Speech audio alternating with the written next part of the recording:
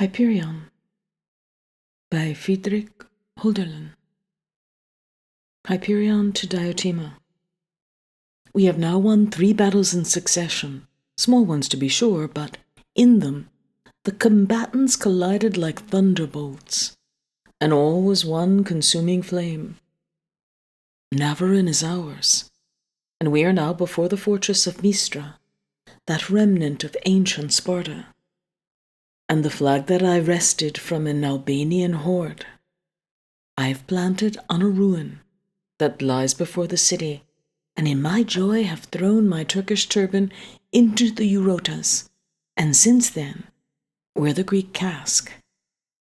And now would that I could see you, O maiden, that I could see you and take your hands and press them to my heart, whose joy will soon perhaps be too great, soon, in a week perhaps, the old noble land will be set free, the sacred Peloponnesus. Then, O precious one, teach me to be pious. Then teach my overflowing heart a prayer. I should be silent, for what have I done? And if I had done anything worth speaking of, how much is none the less left to do? But how can I help it if my thought is swifter than time? I wish so much that it were the other way around, that time in the deed overtook the thought, that winged victory outstripped the hope itself. My Alabanda blooms like a bridegroom. From his every look the coming world smiles at me, and with that I still quiet my impatience, more or less. Diotima, I could not change this budding happiness for the most beautiful life that was ever lived in ancient Greece.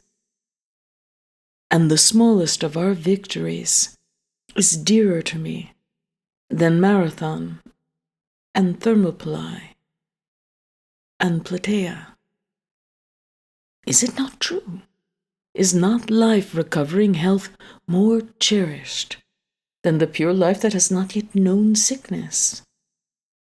Not until youth is gone do we love it. Not until what has been lost returns does it rejoice all the depths of the soul.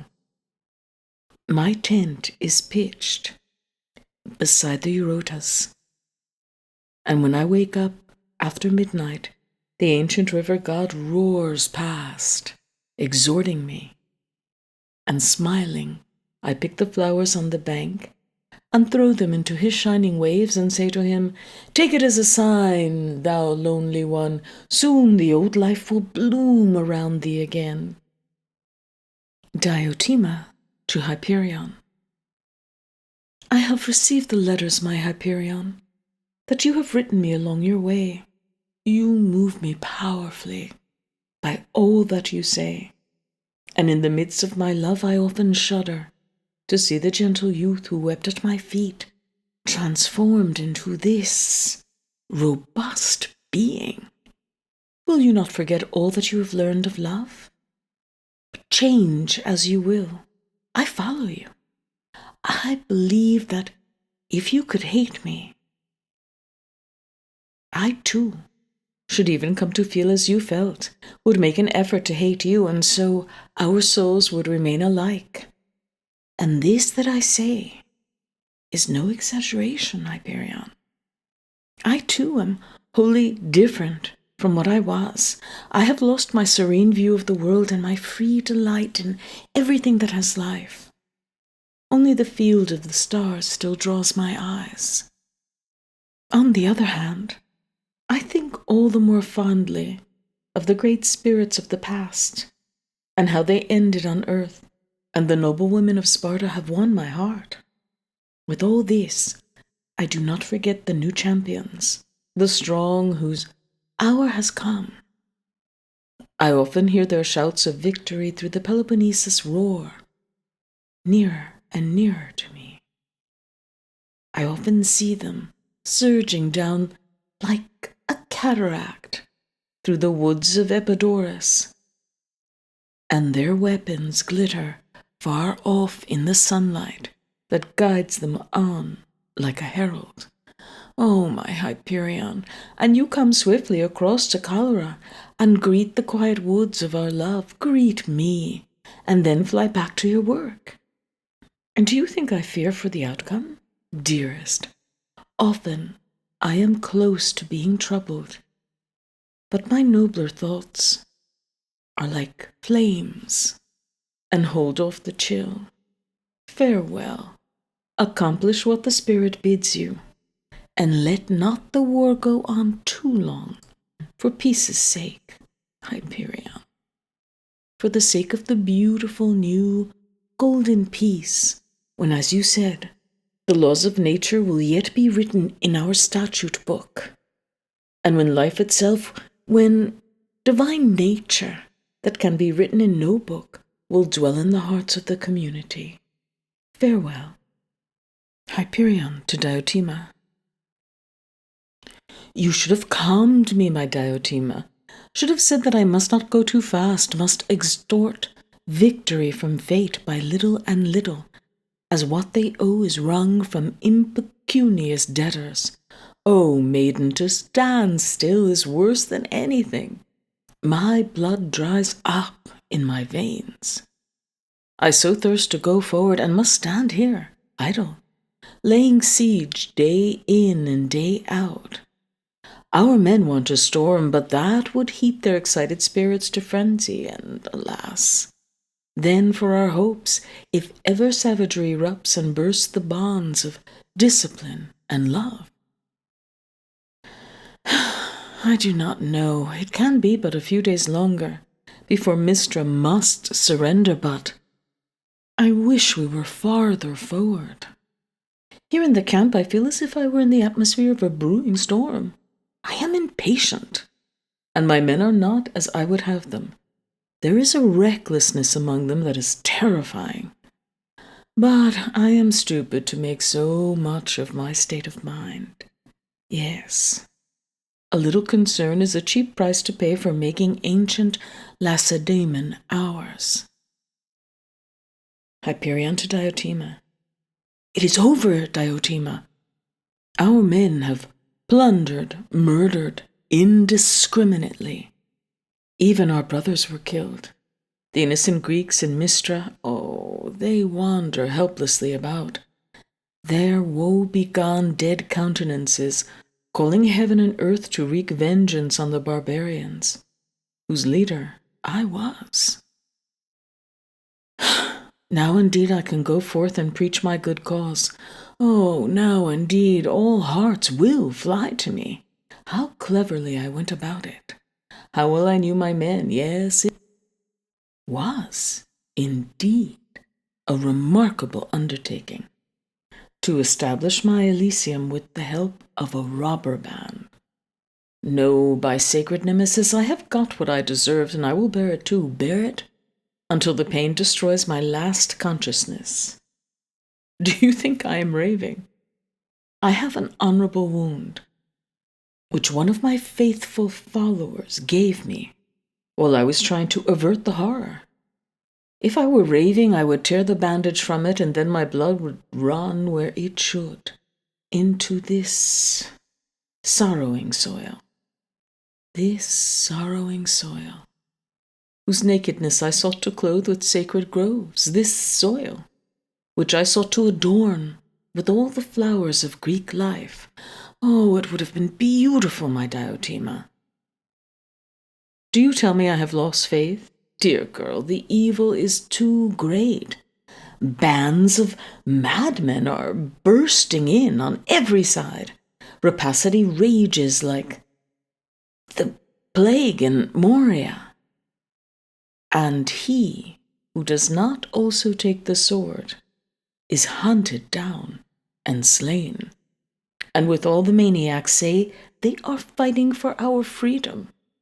Others of these wild men are paid by the Sultan and do the same things. I have just heard that our dishonored army is now scattered. The cowards encountered a troop of Albanians near Tripolissima, only half as many as themselves, but since there was nothing to plunder, The wretches all ran away. Only the Russians who risked this campaign with us, 40 brave men, put up a resistance. And they all found death. So now, I am again alone with my Alabanda, as before. Ever since he saw me fall and bleed in Mistra, that true-hearted friend has forgotten everything else.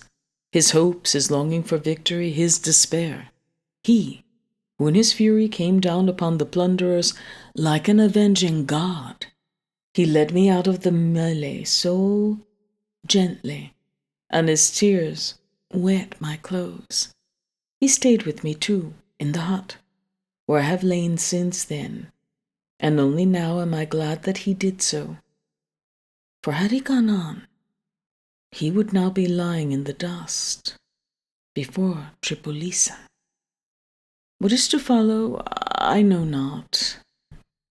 Fate cast me adrift in uncertainty, and I have deserved it. My own feeling of shame banishes me from you, and who knows for how long. I promised you a Greece, and instead you receive only a threnody. Be your own consolation. Hyperion to Diotima. I can scarcely bring myself to speak. To be sure, men delight in speaking. They chatter away like the birds so long as the world breathes upon them, like the air of May, but between noon and evening that can change. And what is lost in the end? Believe me, and consider that I say it to you from the depths of my soul. Speech is a great superfluity. The best is ever for itself and rests in its own depth, like the pearl at the bottom of the sea. But what I really wanted to write to you is this. Because the painting needs its frame and man his daily work, I am now going to take service for a time in the Russian fleet, for I have nothing more to do with the Greeks. Oh, dear girl, it has grown very dark about me. Hyperion to Diotima. I have hesitated, I have struggled, but now at last it must be. I see what is necessary, and since I see it, it shall come to pass. Do not misunderstand me, do not condemn me. I must advise you to give me up, my Diotima. I am nothing more for you, lovely being. This heart has dried up toward you, and my eyes no more see what has life. Oh, my lips have withered. The sweet breath of love no longer wells up in my breast.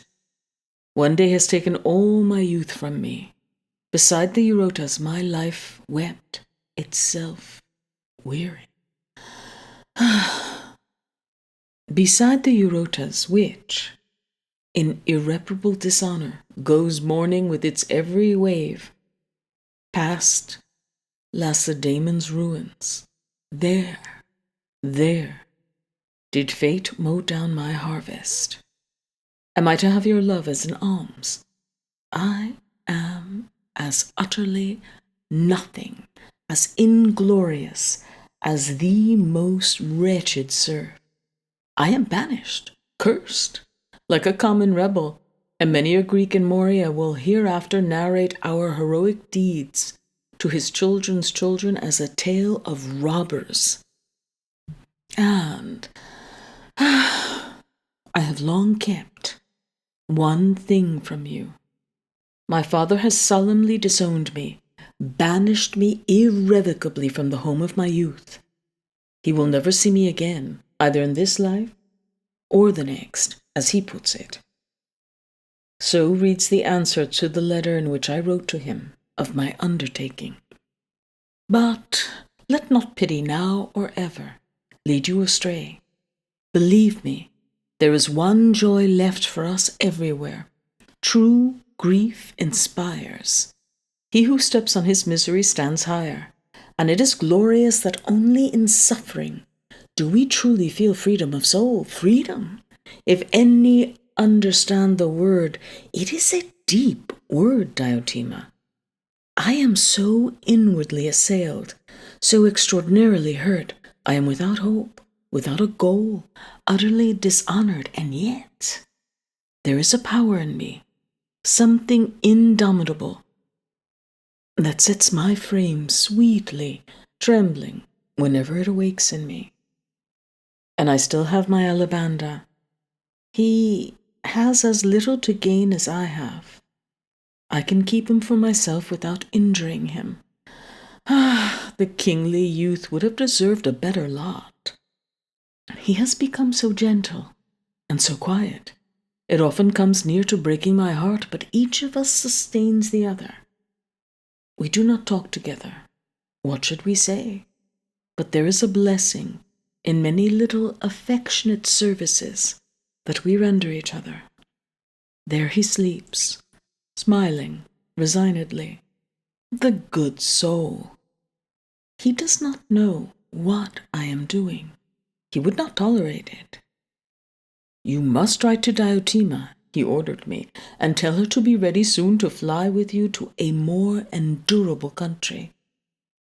But he does not know that a heart that has learned to despair like his and like mine is nothing more for its beloved. No, no. You would forever find no peace with Hyperion. You could not but be unfaithful, and that I shall spare you.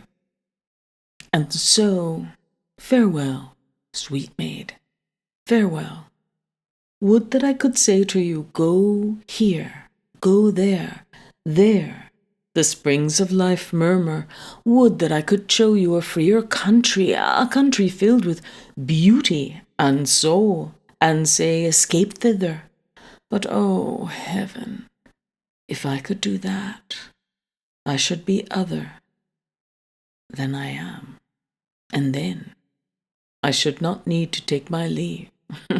Take leave. I know not what I am doing. I thought that I was so self-possessed, so cool-headed. Now my brain reels. My heart tosses like an impatient sick man. Woe to me! I am destroying my last happiness, but it must be. And mortal's natures, alas, is unavailing here. I owe it to you. And besides that, I was born to be homeless and without a resting place. O earth, O ye stars, shall I find nowhere to abide, even to the end?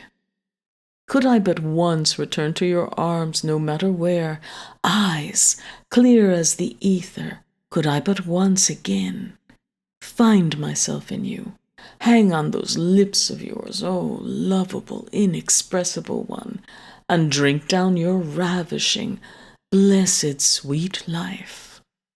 But listen not to this, I implore you. Heed it not. If you listened, I should say I am a seducer. You know me, you understand me. You recognize what deep respect you pay me. If you do not pity me, do not listen to me. I have strength for no more am I permitted. How should the priest live when his God is no more? Oh, genius of my people! Oh, soul of Greece! I must go down to seek you in the realm of the dead.